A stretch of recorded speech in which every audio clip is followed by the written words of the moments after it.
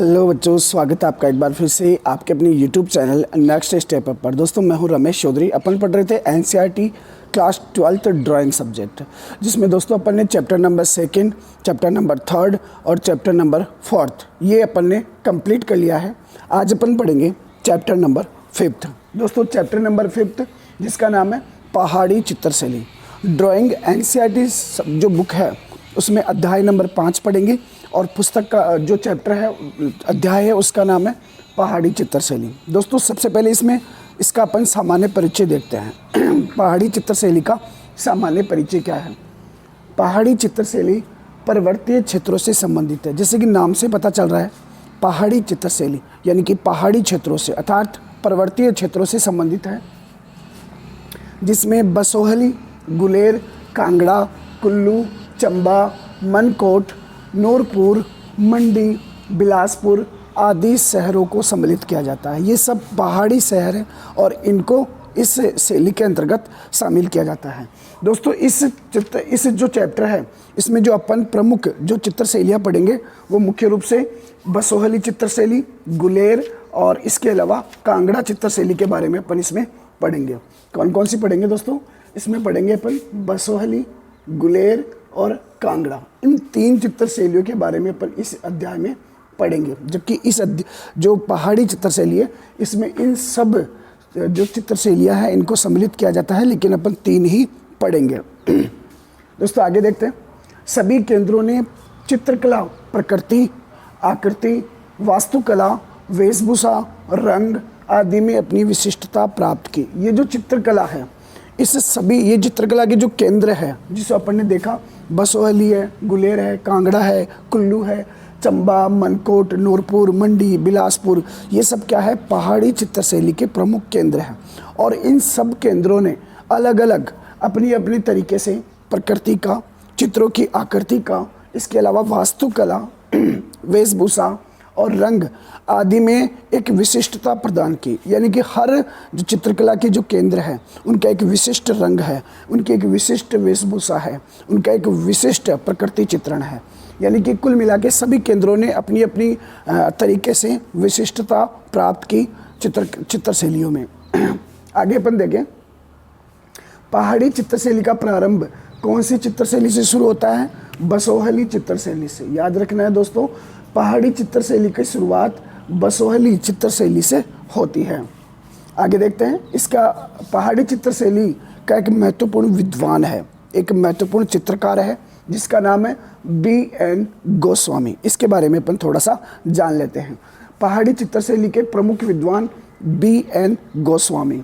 दोस्तों गोस्वामी को बसोहली की सादगीपूर्ण कला पहाड़ी शैली में परिवर्तित करने का श्रेय जाता है। यानी जो B.N. गोस्वामी है, गोस्वामी जो बसोहली चित्रशैली थी, बसोहली चित्रशैली की सादगी या फिर उस चित्रशैली को पहाड़ी चित्रशैली में परिवर्तित करने का श्रेय किसको जाता है? गोस्वामी जी को जाता है।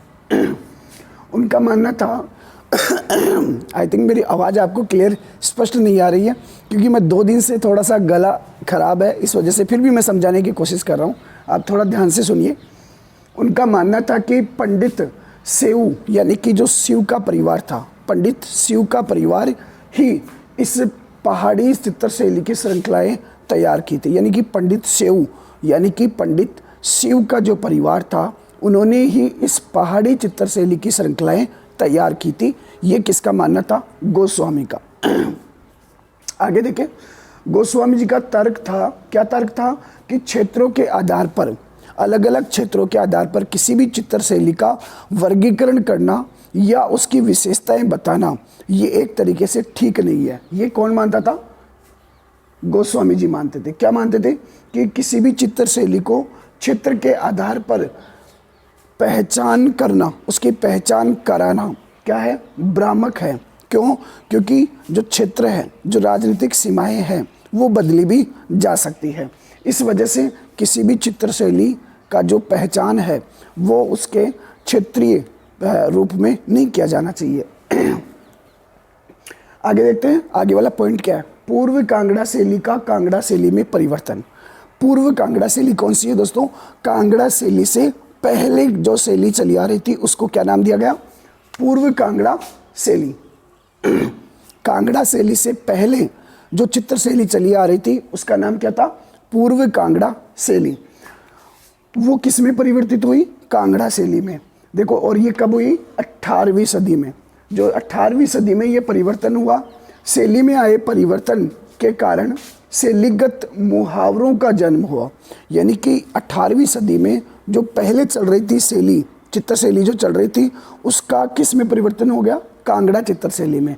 और नए मुहावरों का, शैलीगत मुहावरों का जन्म हुआ जो विभिन्न पहाड़ी केंद्रों से संबंधित है। और पहाड़ी केंद्र का मतलब क्या हुआ? पहाड़ी चित्रकला के प्रमुख केंद्र। और पहाड़ी चित्रकला के प्रमुख केंद्र कौन से हैं?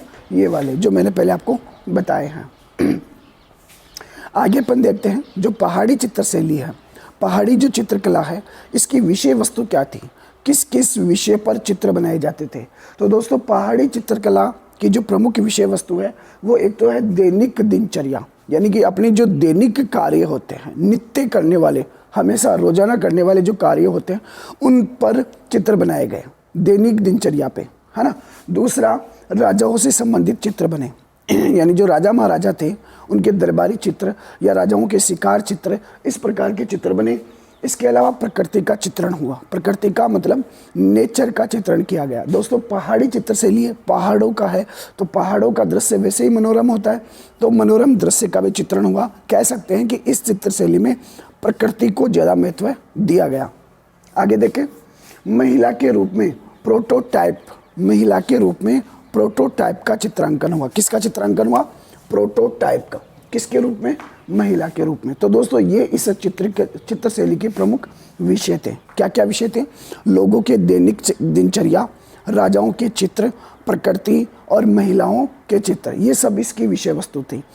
इसके ये अपने पॉइंट हो गए कंप्लीट। सबसे पहले अपन ने देखा परिचय, फिर देखा अपन ने पहाड़ी चित्र शैली का प्रारंभ, फिर देखा पहाड़ी चित्र शैली के प्रमुख विद्वान कौन थे, उनके बारे में देखा। फिर अपन ने देखा कि जो कांगड़ा शैली से पूर्व जो चली आ रही थी शैली, वो कांगड़ा शैली में परिवर्तित हुई, कब परिवर्तित हुई और मुख्य रूप से क्या परिवर्तन आया, और जो पहाड़ी चित्र शैली है उसके विषय वस्तु क्या है।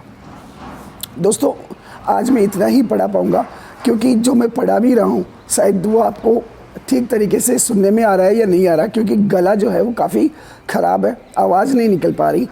तो मुझे एक दिन का कम से कम रेस्ट चाहिए, और आप संतुष्ट रहिए। क्यों? क्योंकि मैं आपके हाफ ईयरली एग्ज़ाम से पहले आपका कंप्लीट सिलेबस करवा दूंगा, ये मेरी गारंटी है। आप निश्चिंत रहिए और बेफिक्र रहिए। तो दोस्तों, आज के लिए इतना ही।